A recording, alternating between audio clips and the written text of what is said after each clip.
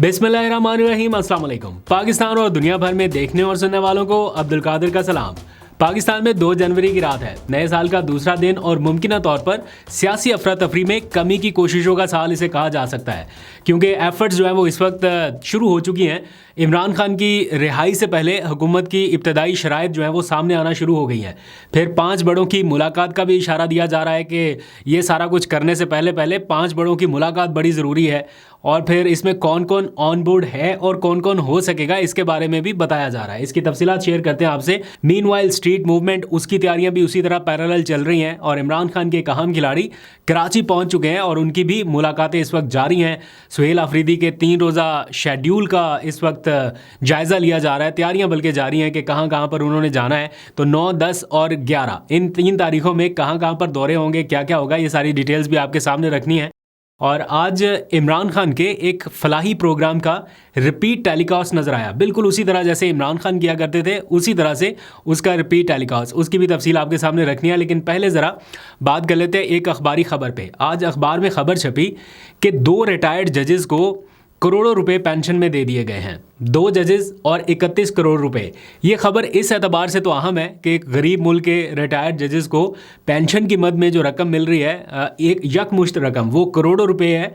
एक जज को 15 करोड़, दूसरे जज को 16 करोड़ और माहाना पेंशन जो है वो भी मिलेगी। इस हद तक तो ये खबर ठीक है, लेकिन जिस तरह से इस खबर को प्रेजेंट किया जा रहा है ऐसा लगा कि कोई ऐसी चीज़ हो गई है। ये बेसिकली रेफरेंस दिया जा रहा है मंसूर अली शाह और जस्टिस अतर मिनल्लाई, इन 2 जजेस के हवाले से जिन्होंने हाल ही में रिज़ाइन किया, उनके बारे में ये खबर लगाई गई है। खबर देने वाले हैं अंसार अब्बासी साहब के साहबजादे कासिम अब्बासी साहब, और वो खबर ये बता रहे हैं कि इस जज को ये मराहत मिली, सारा कुछ। उसे ऐसा तासुर ये मिलता है पहली नज़र में देखने में जैसे इन जजेस को कुछ अलग ही मराहत दे दी गई हैं जो बाकी जजेस को नहीं मिलती। मेरे लिए ये हैरान कुन था, मुझे नहीं पता था कि रिटायर्ड जजेस को करोड़ों रुपए पेंशन मिलती है। ये 15 करोड़ और 16 करोड़ यहाँ तक तो खबरियत है, लेकिन ये भी हकीकत है कि इन जजेस को कुछ ऐसा नहीं मिला जो बाकी जजेस को ना मिलता हो। सभी जजेस को ऐसे ही मिलता होगा ना, ये कोई इनके साथ कोई ख़ास मेहरबानी तो नहीं हुई। ज़रा सी थोड़ी और तहकीक भी कर लें। ये जिन्होंने ख़बर दी है वो ये बताएं कि जो काजी फाइज ईसा साहब थे उनको कितनी पेंशन मिली। मैं इसमें भी इंटरेस्टेड हूँ जानने में कि जब वो रिटायर्ड हुए तो क्या उनको कहीं 15-16 लाख रुपए तो नहीं पेंशन मिली जो इनको 15 करोड़ की पेंशन को हेडलाइंस लगा के बताया गया है। तो ये भी पता कर ले कि उनको क्या मराहत मिली, उनको माहाना कितनी पेंशन मिलती है, उनको यकमुश्त कितनी पेंशन मिली। तो ये जो है ना कि 2 जजेस के हवाले से डाटा पूरा पहुंच गया कि जनाब इनको इतने रुपए मिल रहे हैं और बाकियों के बारे में बिल्कुल किसी को कुछ पता नहीं है। तो सबका पता होना चाहिए, सबके बारे में इल्म होना चाहिए। वैसे मेरे लिए हैरान कुन बात थी।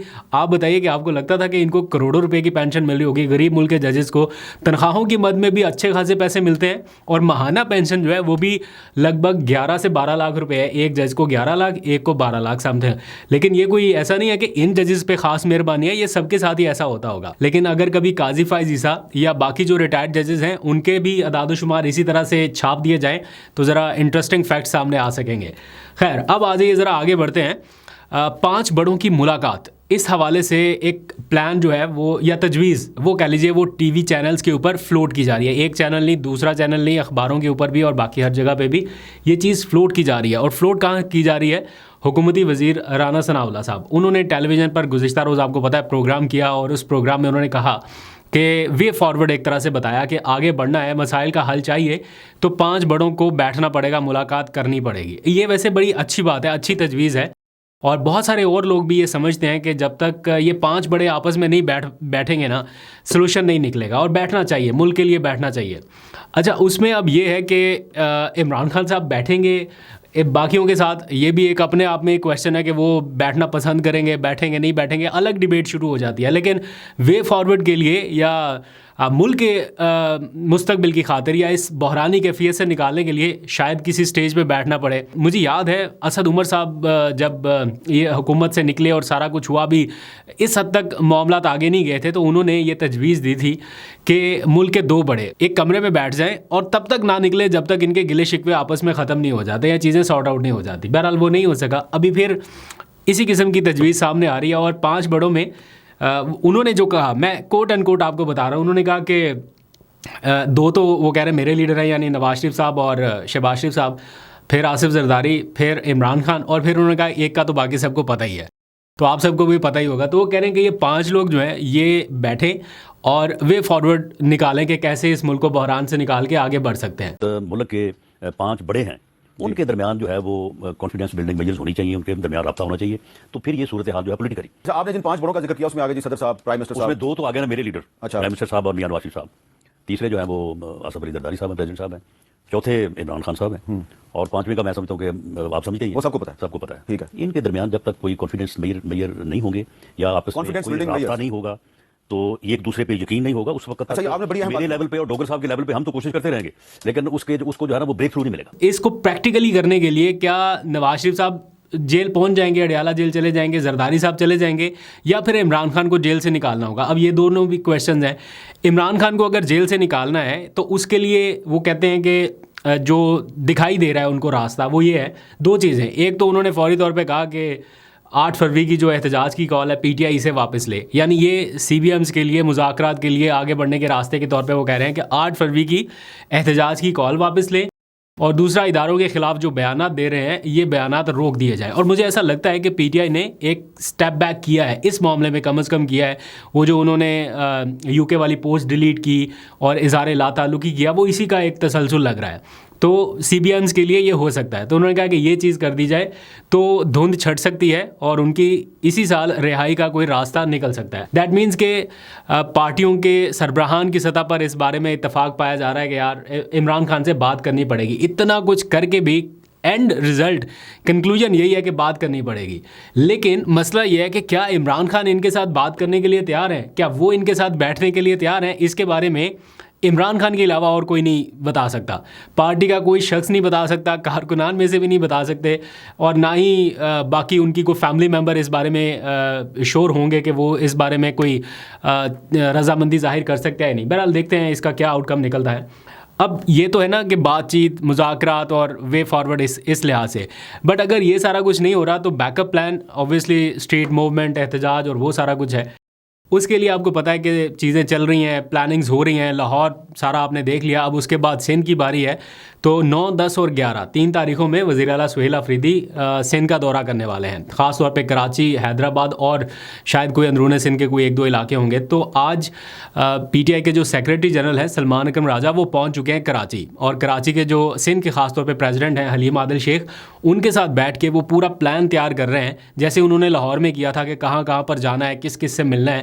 تو سلمان اکرم راجہ کا انپٹ بھی اس میں اہم رہے گا. تو وہ پہنچ چکے ہیں اور ان کی ملاقاتیں جاری ہیں، نہ صرف president Sindh P T I سے بلکہ اور بھی جو لوگ ہیں، اسٹیک ہولڈرز ہیں، ان کو بھی بلا کے ان سے بھی انپٹ لیا جا رہا ہے. اور 3 روزہ دورہ جو ہے وہ اس کو حتمی شکل دی جا رہی ہے. تو اس میں مجھے نہیں لگتا کہ سندھ گورنمنٹ جو ہے کوئی بہت زیادہ رکاوٹیں ڈالے گی، کیونکہ کمپیریٹیولی پنجاب کی نسبت سندھ میں پی ٹی آئی کو تھوڑا سا سیاسی اسپیس مل جاتی ہے. بہت زیادہ کی بات نہیں کر رہا ہوں، لیکن کمپیریٹیولی پنجاب کی نسبت. اب دیکھتے ہیں کہ وہاں پہ ان کے ساتھ کیا بیہیو ہوتا ہے، کیا سلوک ہوتا ہے. اوبویسلی مجھے ایسا لگتا ہے کہ سندھ گورنمنٹ یہ امپیکٹ دینے کی کوشش کرے گی کہ دیکھیں جو آپ کے ساتھ پنجاب میں ہوا وہ یہاں پہ نہیں ہو رہا، ہم بڑے مہمان نواز ہیں. تو اس میں سندھ ورسز پنجاب والا ایک ایلیمنٹ بھی شامل ہو جائے گا. تو دیکھتے ہیں، آپ کو اپڈیٹ کریں گے.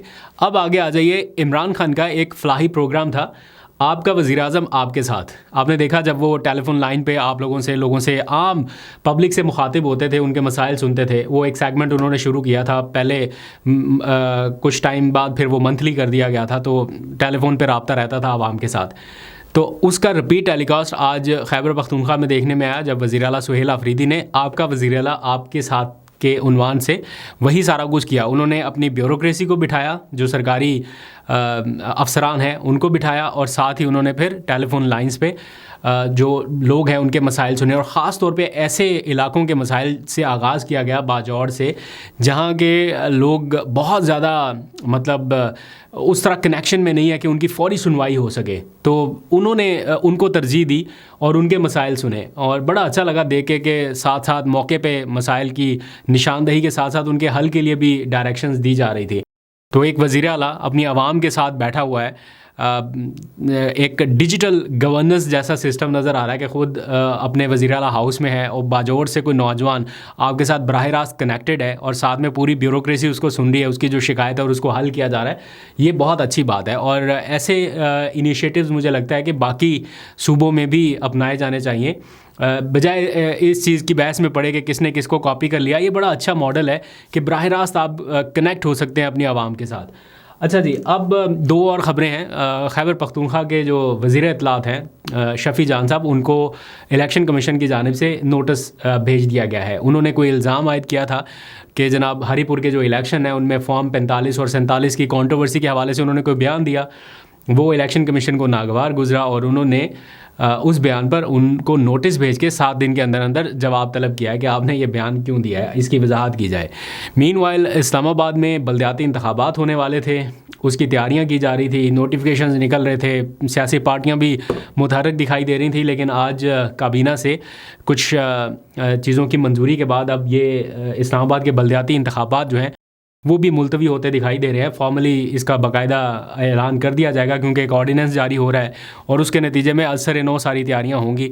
تو اسلام آباد کے بلدیاتی انتخابات پتہ نہیں کب سے، کافی ٹائم سے ملتوی ہوتے اب ہونے والے تھے، پھر ملتوی ہو گئے. تو یہ دیکھتے ہیں اب دوبارہ کب ہوتے ہیں. اس سارے منظرنامے میں ایک بہت ہی انٹرسٹنگ ڈیولپمنٹ ہوئی ہے مولانا فضل الرحمان صاحب کے حوالے سے.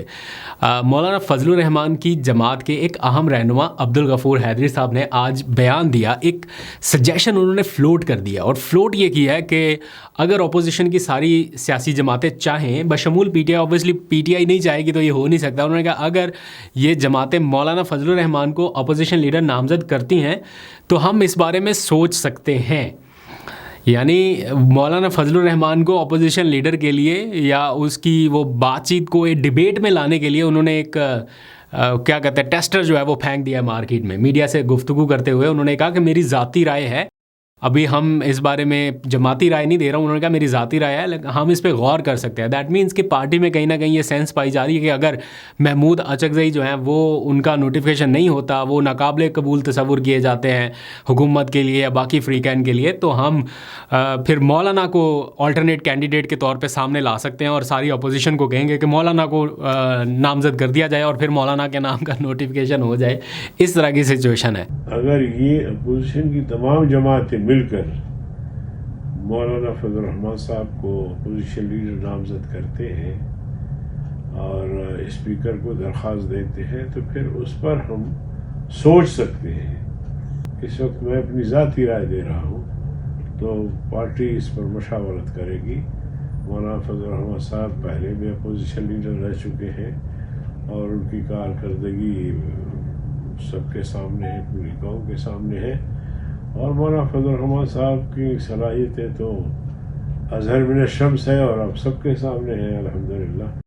تو مارکیٹ میں یہ چیز فلوٹ کر دی گئی ہے. Imagine Maulana Fazal Rahman as an opposition leader کیسے وہ لے کے چل سکتے ہیں؟ کیا یہ ہو سکتا ہے یا نہیں، یا ہونا چاہیے یا نہیں؟ اپنی رائے کا اظہار ضرور کیجیے گا. ابھی تک کے لیے اتنے. اپنا بہت سا خیال رکھیے. اللہ حافظ.